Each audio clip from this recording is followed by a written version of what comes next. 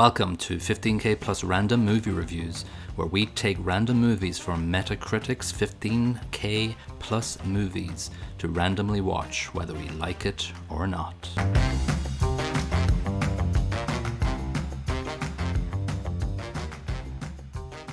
Hello and welcome to episode 30 of 15K plus random movie reviews. This is Colin. And this is Niall.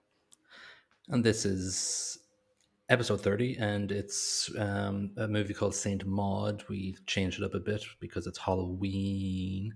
We filtered out the list in Metacritic to their horror movies, and we chose from the top 50.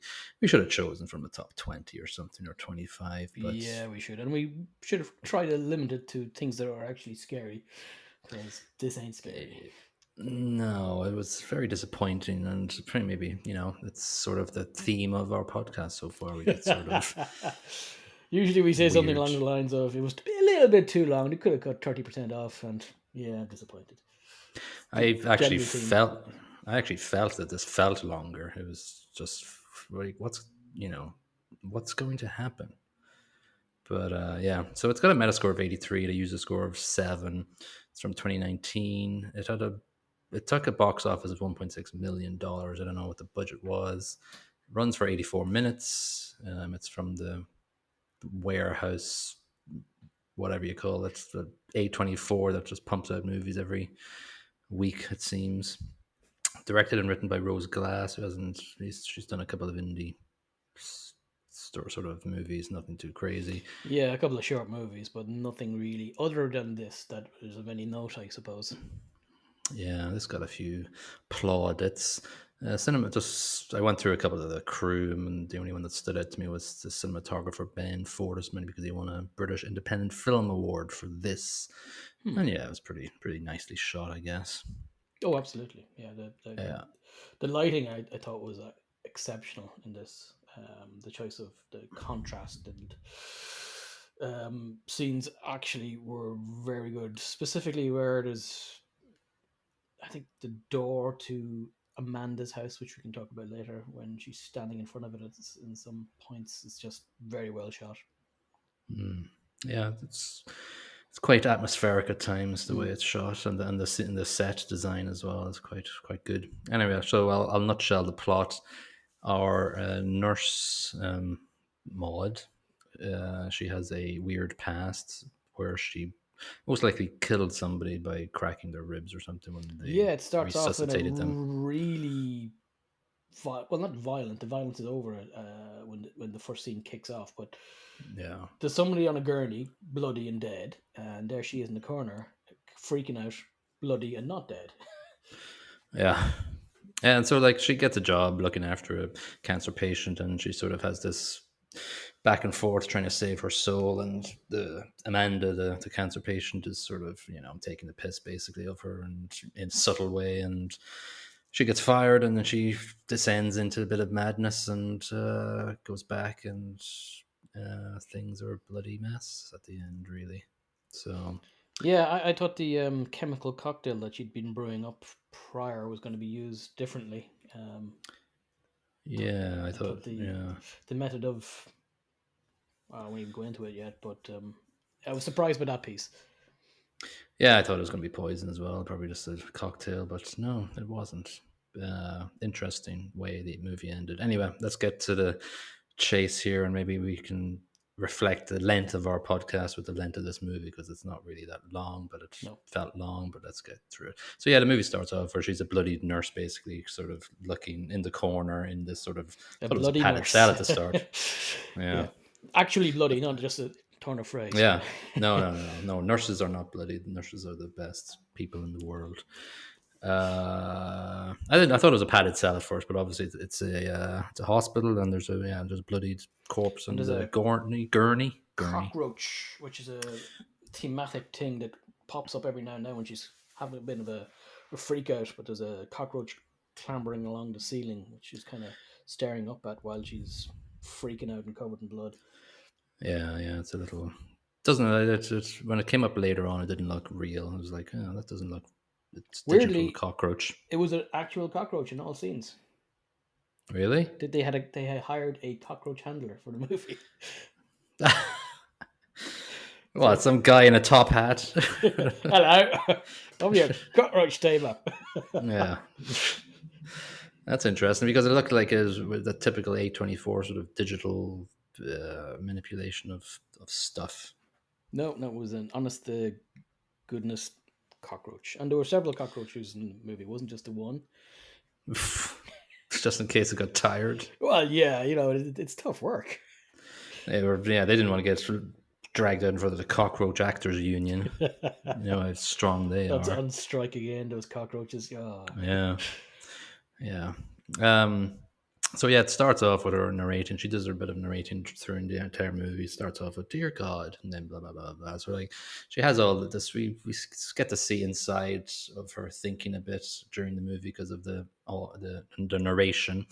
But it's set in this quite a beautiful seaside town. Actually, do you know what town they shot it in? I looked it up, and now I can't remember. I know it's in Wales because No, it's not in Wales. no, I absolutely messed up. Where is it? it's in Scarborough, North Yorkshire. Oh, okay. Because half the actors are Welsh. I assumed. Oh, I assumed incorrectly. Yeah, you assumed you jumped to conclusions there. Yeah, I did. Considering she's Welsh. Well, she's Swedish. Morfydd, Morfydd Clark. Morfydd Clark, and the lad she boinks later on has got a Welsh accent, and some of the lads in the pub had Welsh accents. I jumped to the conclusion that if there's a bunch of Welsh people, it has to be Wales because they never leave. Thankfully, it wasn't shot in that longest Wales town name in the world, you know. Oh, yeah, we've no chance of pronouncing it. No. So yeah, it's a nice little setting for it. It's a bit grim, but it looks pretty. And Maud has a new posting, a house on the hill, stereotypically house. Even though it is a picturesque scene, they managed to shoot it in a very depressing sort of manner. Yeah, for the sure. Choice of lighting. Yeah, it's grayish, dark, sort of. Yeah, it's kind of a dark movie as well. It's sort of grayish blues. So I thought it was funny. She's going into she's taking over from the other nurse, and she asks, "How is she?" And she goes, "Bit of a cunt." Yeah, I thought that was a great line. That's the only line I quoted, but yeah, that's a fantastic piece because she was all the other nurse was very businesslike until that question, and she thought about it for a second, and went, "Bit of a cunt, yeah." Bye. Yeah, but to be honest with you, she isn't. Not at all. She's actually lovely. Yeah. That other nurse. Well, I guess this nurse was being fired at that time or being let go. So maybe she was a bit of a cunt. Yeah. Anyway, Amanda, played by Jennifer L.A., if that's her surname, if that's how you really pronounce it. She's 49, has lymphoma of the spine or something. Used to be a dancer.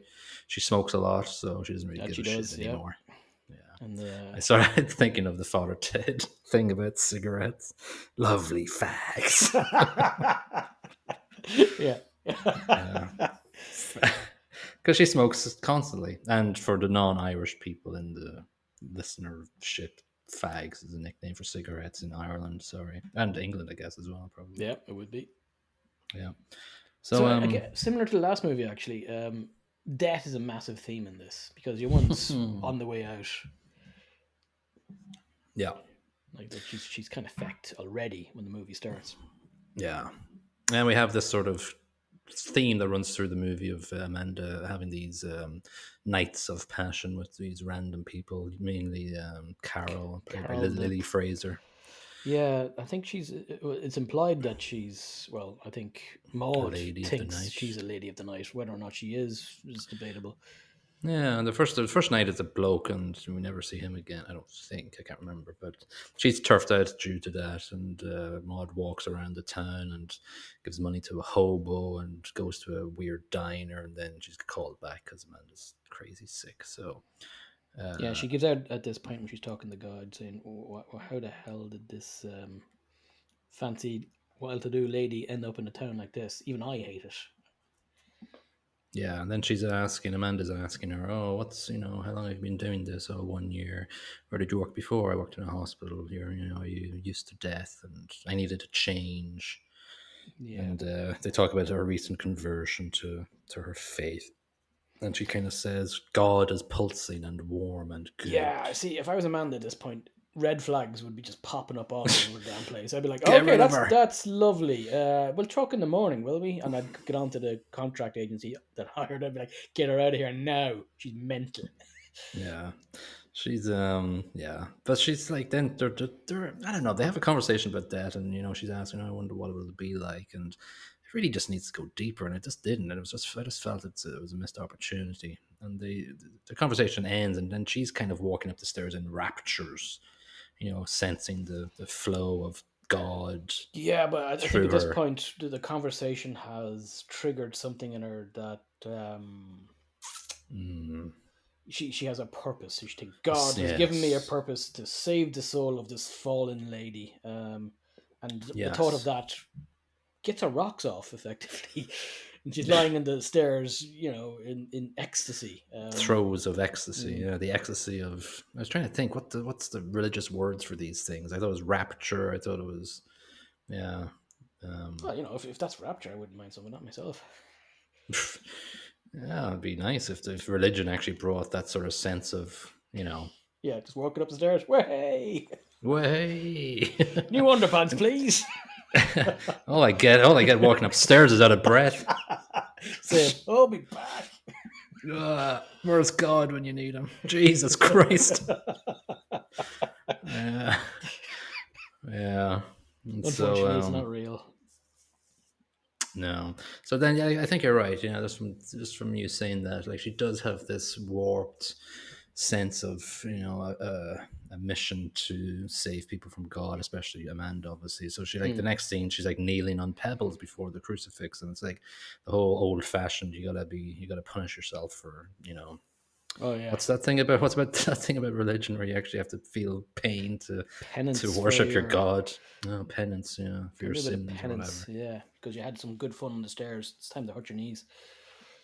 But she's a Yeah. nosebleed at this point, I think. Yeah, it's the next day. She's at the sink and she has another rapture and throes of ecstasy at the sink, and then there's a rap on the door that sort of gets See, her out of I, that.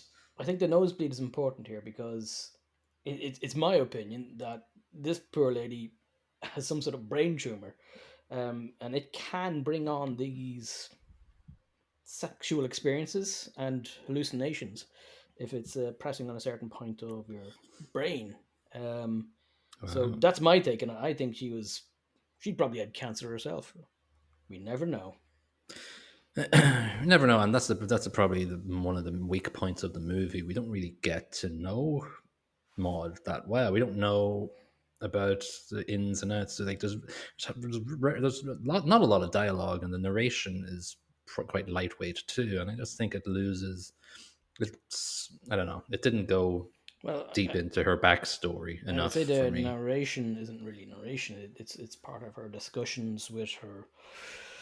Like diary entries or something. It Well, sounds like. it's her talking to God, and the problem is that she actually believes that God is fully listening and also in her head, as a passenger. So Mm. it's a window into her lunacy. Lunatic of God's creation. That's a Deicide song, if I remember correctly, from my death metal days. Nice. Sorry for that aside. She has this. There's an important scene where she's taking breakfast and she sits down. She does grace before breakfast, and Amanda has this sort of, "Oh, I'll play along with this," and she has She's this side smirking, smile. but she but Yeah, she puts her hands together in prayer and just okay. What the hey? yeah. So she, it's definitely she wants to save her, and she's got this weird last gasp when she's going through these raptures, and it's just a bit freaky at times. She does it maybe three or This four is times. very freaky, actually.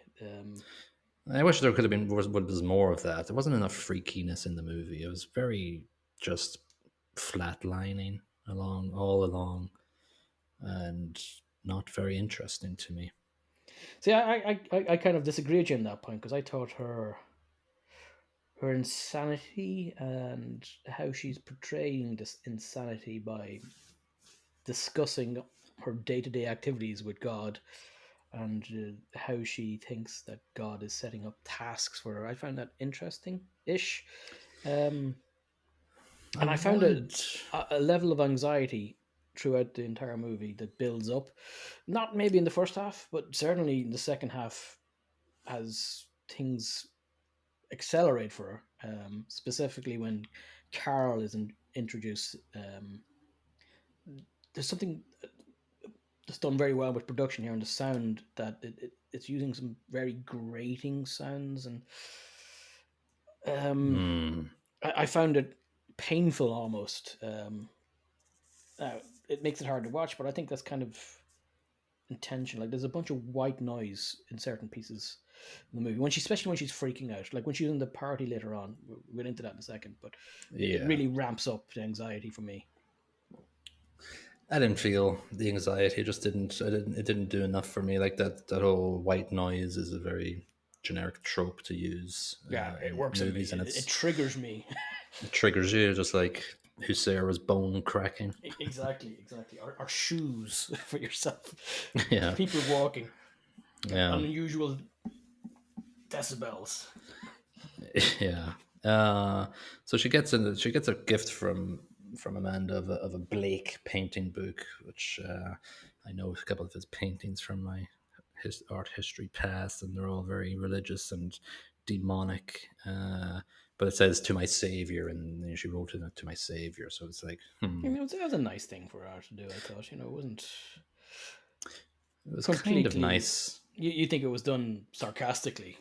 I think so. She drew wings and everything, and it's like you don't really believe that.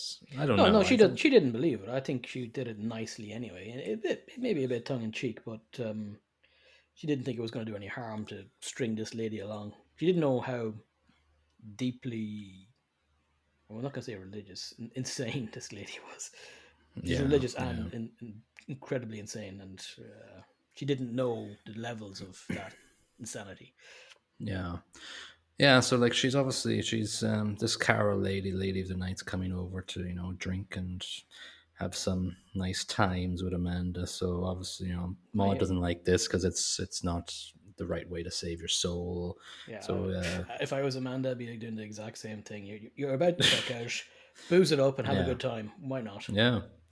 Yeah, so like she gets Carol in the kitchen and goes, "Listen, you need to go away and never come Yeah, back." She needs to have her exit from the universe in a pious fashion.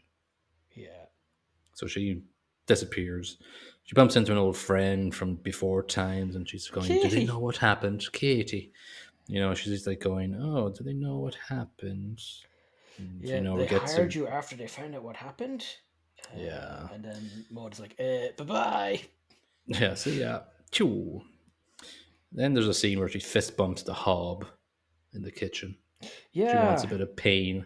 yeah. What was that about? I can't. Don't Oh, know. that's because there was a phone call then with Amanda and Carol, and Oh yeah, yeah, yeah. I think Amanda's like goes really cold with her at this point, and I think fun Mm-hmm. time, happy friendships with your patient is over because Yeah, she knows you're schizo. yeah. So Amanda hosts a party, and Maud is there as the maid, basically. And Amanda calls her out. Oh, here she saved my soul. Went behind my back. Yeah, it gets My little saint. really unpleasant seeing here. Very awkward when she calls her out like that. She doesn't let her leave as well, which is kind of, I find, painful to watch. This is where the white noise ramps up and my skin starts crawling with that. I don't obviously doesn't affect you. So No, you weren't didn't. affected by chalkboards and chalk. No, no. Well, I don't like nails on chalkboard. I don't like that. Anyway, she slaps Amanda and gets fired. So she's back home in her hovel. This is around the 41-minute mark, and Mm-hmm. nothing has happened. I noted it. It's just like, I know you say that the intensity is piling on and ramping up, or whatever. I just felt Well, nothing. not to this point. There's only a bit of intensity at this point, which was the party. Up to the party, it's just, I don't know. It's setting the scene. That's a very long setting the scene. I will give you Very long that. setting the scene, and it's not done properly. It needs to go into. It needs to get it more into her background. Like, all we saw is the first scene of her in the corner of this room with a bloodied corpse. And the Katie scene. That's a bit the height of it. Yeah, that's it. I'm like, I need more of that to understand what's frame of mind Maud is in. So I She's wouldn't have mental. minded. I know, but I wouldn't have minded a set of flashbacks. I wouldn't have minded a Okay, set of yeah. flashbacks going from that incident to her maybe perhaps having a little mental breakdown and perhaps thinking she saw God or whatever, blah blah blah, and then getting, a little time jumping storytelling plot mechanism. I think that might have done that 41 minutes a bit more. It would have kept me a bit more I engaged. will give you that. Yes, that would be a better approach in my head, but I ain't no director. No, no, no. Anyway, she's back home. It's a horrible little hovel. She's unraveling more. She's unemployed. She self harms a lot. She's back So talking to God. She's giving out to God at this point. yeah, Basically saying, yeah, well, what do you want me to do? I did bloody everything. You suck, God. You suck. Upside yeah. down So she, shots. Ooh. yeah, upside down shots. Yeah, it's like, oh, there's one upside down shot. Well done, director. All right, everybody, let's put the camera upside down for this one. That's it. Cameraman. You got a pair eyes. That camera's upside down. Well done. Yeah, the cameraman's going, fuck it, I have to turn my camera upside down. So anyway, she goes out for a pint, and this is probably one of the, this uh, set up for a bit more exposition. We see it in a weird way, though. It's kind of she's out for a pint, and she meets up with a dude and does something, a bit naughty in the pub. Yeah, he finds God too, but via hand, I guess. Yeah, that was very awful. She's standing at the bar, and her pint just starts having a typhoon in it, and she freaks out with that. I'm like going, yeah, I twirl my pint around at times, and I can get a typhoon in it. Yeah, but not what before you've touched it though. If I'm not touching a pint and it starts spinning by itself, I too would be a little bit disconcerted. It depends how many pints you've had. That's true, actually. No, but it's usually the entire world that's in a typhoon at that point. Yeah.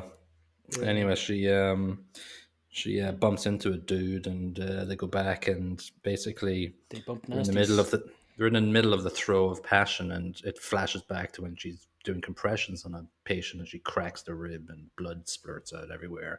Flashes forward to the man. She's wet, and there's blood coming out of him, and she freaks out, and then he's okay. He's normal, and yeah, it's weird, and it's an unpleasant scene, if I'm honest. Yeah, I don't know. Like, come on, give me. Yeah, I don't want. Yeah, I don't like. There's no horror here. No, nothing. There's no fear. Nothing. There's no jump. So yes, I think it's a psychological thriller, I suppose, but we got unlucky for a Halloween movie here, because this is not something you watch for Halloween. Yeah, we're unlucky. Anyway, she goes to she's at home the next scene, and she's going, please guide me, and then she sees fireworks and then vomits up everywhere. She's like vomiting up fireworks at that point. That's what I take as a sign from God too. Yeah, it's like 20 Jägermeisters and I'll have a sign from God. Exactly. And she does a hell of a yoga pose in midair, and that's supposed to be impressive. That's where half the budget went. Yeah, but that's supposed to be the guidance from God, basically. So the next scene, we see her putting hobnails into her tennis shoes, and she just goes walking around in nails. Yeah, that I found difficult. I don't like body mutilation stuff. It doesn't even show what's happening. It's just the concept of it is unpleasant. She seems to get joy from it, though, which is good. I think it's her doing more penance for her wicked ways the night before. It's like that flagellation thing, isn't it? You can't be a bit of self-flagellation. And the voiceover, then she goes, Amanda, you called to me. So that's further imposing, her mission to save her soul. So she meets up with Amanda's nurse and gets all the bloody information. I was like, blah, blah, who gives a shit? That scene was pointless, I think, is the word I would use for it. There's no need. There was no more exhibition on it, really. No. It doesn't add anything to the story. Anyway, she's lying down in her hovel of a house, and Mr. Cockroach comes out again. Yay. And then leads her over to her shrine of Blake painting she cut out from the book. And then this demonic voice starts speaking to her, and obviously, is it God or is it Satan? Who the hell is it? It's God, and he's speaking Welsh. Is he speaking Welsh? I thought it was Welsh. Like Aramaic or something. No, it's just straight Welsh. Really? Yeah. Welsh is Celtic, but it really isn't like the rest of the Celtic languages. I did not pick up on that. I'm usually pretty good with languages. Probably was the painter Blake then talking to her because he was Welsh. Could have been. Why did you cut up my book? I'm coming for you. You bitch. Put more nails in your shoes, god damn it. And buy my next book that somebody else gathers. Anyway, it's her friend visits Katie or whatever. Is it Katie her name, or was Maud's ex name Katie? I never can't got the remember. friend's name. I'm not even sure that we get it. If Okay. it was blasted out very quickly. But she comes around. Yeah, It's weird. it's very weird. She just talks. She But just then talks. She doesn't. she talks because her friend, her ex friend, is sitting there staring out the window and ignoring her. Yeah. And she clearly knows something's wrong. She's looked around the room, and the room is full of religious iconography and nothing else. So, But she's oblivious though. She just keeps talking about herself. She doesn't even. She's not asking questions about Maud. She's just talking about herself. And I'm like, are you an idiot? Like, I obviously there's think something wrong with her. in my head, she was nervous because of the lunacy she was facing and decided to fill all of the quiet time with gibbering. But when she gets the chance to leave, she flies out the door, which is what I would have done immediately after looking in the door. Yeah. Anyway, Amanda goes, or Maud goes for the Amanda showdown. It's like, okay, it's an hour and 15 minutes into the movie now, and the movie is Now, what, just an before we hour and jump away, 24. there was a scene right before her friend turns up, and she had two bottles of chemical sitting on the table. One was hydrogen peroxide, and one was acetone. And if you mix those chaps together, it go boom with the addition of fire. A lighter. Apparently, it's I googled the mixture, and apparently it's similar to TNT in boominess. Yeah. Lovely. So that you kind of think, okay, that's going to be a nice cocktail for blah blah blah. And so she Yeah, goes to Amanda, sits down, I thought that was for Amanda's breakfast. breakfast. Here, have some boom boom for breakfast. Yeah. So she sits down, and the only bit of horror jump scare in the movie happens when Amanda's face goes weird and yells at her and talks in a monster's voice and blah blah blah. Yeah. Maud is full on hallucinating here at this point. She sees demons inside her old friend Amanda. Yeah. So she stabs her. It's very goddamn brain. It looked a bit like, yeah, it looked exorcisty, but it also looked like when Bilbo Baggins turned. Actually, yeah. When he just snaps. Yeah. Yeah. Give me back the ring, or give me the ring, or whatever. Do the roar. No, that's a different movie. Yeah. So yeah, that's it, and she stabs her to death with scissors. And yeah, that caught me by surprise. Not that it really scared me or anything, but I was waiting for things to explode, literally explode, and it never happened. Because I thought when she was doing the cross on her face with a bottle of water, tap water, which probably turned out to be tap water, but I thought it was explosive liquid that she was going to pour on her head and light her. Yeah, I was kind of upset that never happened. Well, you got something in the next scene, but she comes out of Amanda's house, a la Birdman, a la Carrie. yeah, bit of both. Mixture between Birdman and Carrie, blood all over and floating into the sky. Heads down to Scarborough Beach and has the bottle of stuff with her, pours it over herself, and some wings appear behind her in neon SFX. Yep, she believes she's been sainted, or not sainted, or whatever the getting your wings equivalent is in religion. I can't remember anymore. Then she gets a lighter out. Yeah, and obviously in her delusional world, she's heading up into the sky because there's a little portal of clouds up there. Oh, another cyclone with a beam of light coming down. Yeah. But in the very last millisecond, we see her just burning in pain. Corpse. Yeah. Perhaps she goes at the last millisecond of life. Shit. I think I've made a mistake. Oh, I must be insane because this is actually painful. Yeah. I would imagine explosive burny liquid on you is going to be a little bit painful. Yeah.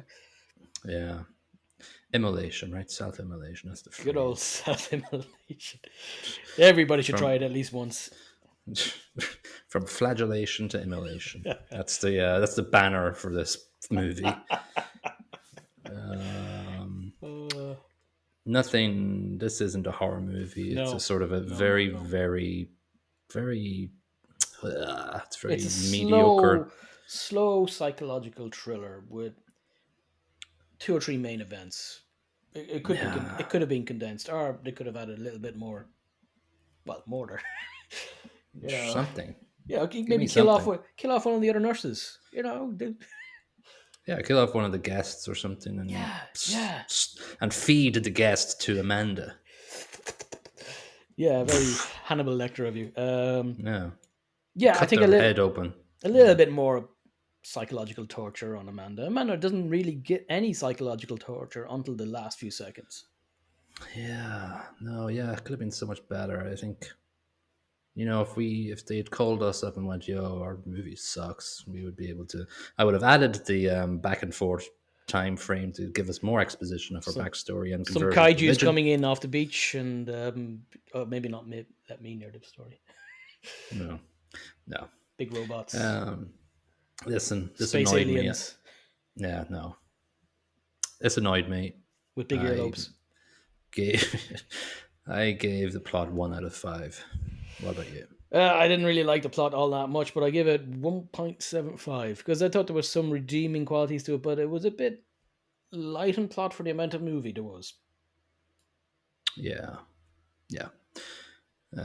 That's the plot. Acting, I gave 2.75. I thought the acting was quite good. I thought Morfydd Clark played Maud. She I was thought good. she was Jennifer very Ella was good. good. Yeah, I Yeah. went as far as 3.5 on this. I thought the acting was excellent. Oh, I know, I know. I thought Morford was absolutely bang on as a psycho who believes in something very strongly, and yeah.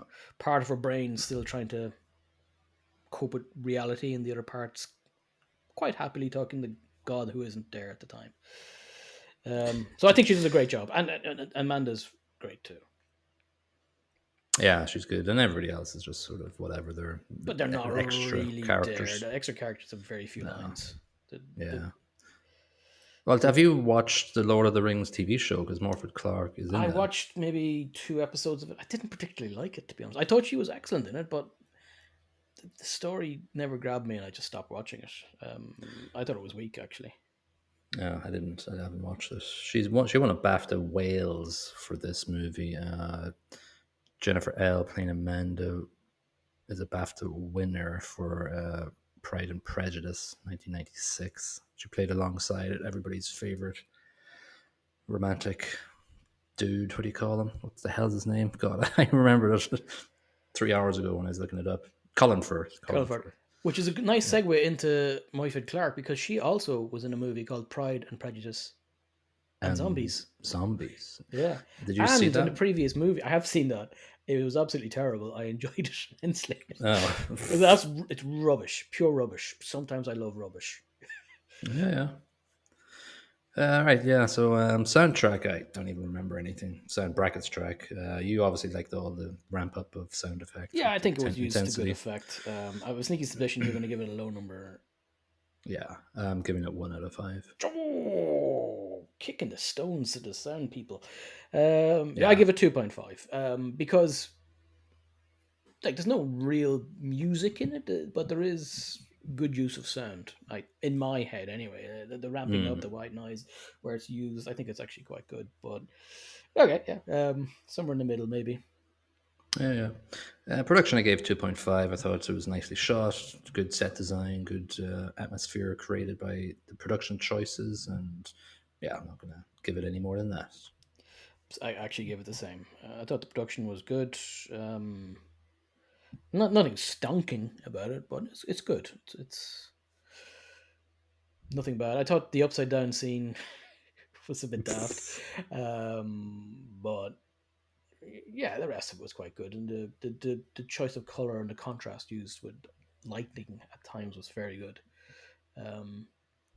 Yeah, Yeah. not bad. Yeah. I usually go down to the worst review, but the worst review sucks. I'm not going to read it. I liked the third worst review from Andrew Crump at Paste Magazine. He gave it 59 out of 100. He said, "There's texture here, unnerving ambience as proof of glass is budding talents, but less isn't always more. And while St. Maud doesn't need much, it simply doesn't have enough to make an impression lasting beyond 1 second of terror." I thought that was quite That's a apt. very good review, actually. That's exactly how I'd rate it. Yeah. He's rated it higher than you, but Yeah. I think what he's described is good. There was potential here that was kind of wasted. Yeah. The Guardian gave it 100. What the what? Peter Bradshaw, he says, the film punches out its warped drama with amazing gusto, and Clark is lethally assured. Not St. Maud, really, but St. Joan, a spectacular horror heroine. Come on. Yeah, that's a bit too much. It is a bit too much. In my eyes, the movie's okay. 100 out of 100. Nothing gets 100 out of 100. Certainly not this movie. It's weird. People, I noticed, like, when I read a lot of movie magazines these days, they rarely give anything below 3 out of 5 stars. They just, I think they don't want to annoy studios, so they don't get, like, interview access and stuff like that, you know? Wait until we get market connections. Morfydd You'll Clark be loving every anywhere movie. near us after all the stuff you said about her. Yeah. A24 can Bite piss me. off. Yeah. Yeah, no, I actually quite like A24. Some of their stuff is excellent. Well, they have a new horror movie out now. I can't remember what it's called. I think it's called Talk to Me or something. There's this. The premise is it's got some good reviews. There's a premise such as party, and there's like this statue of a hand or something. And when you say "Talk to Me," when you hold it, then you see ghosts or monsters or something. And then I don't know. It sounds stupid, but it's got good reviews. That sounds shocking, but It's A24 though. yeah, I do like some of their stuff. Did they do Uncut Gems? I think they did. Oh, they did. I don't know. I think they did. I thought that was a fantastic movie, and Everything Everywhere All at Once, stonking, which you hated.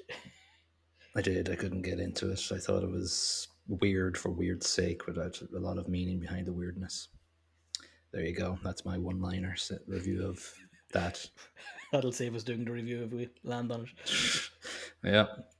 All right. So let's exercise Saint Maud out of existence here. Take off your shoes with the nails in the soles. Yeah, exactly. And stop flagellating myself. Silly. So next episode will be our recap of the last episodes 22 to 30. So we won't roll for a random movie now. So we will see you on episode 31. Please review, like, share everything on all audio platforms. And we'll see you next time. Bye-bye. Ciao.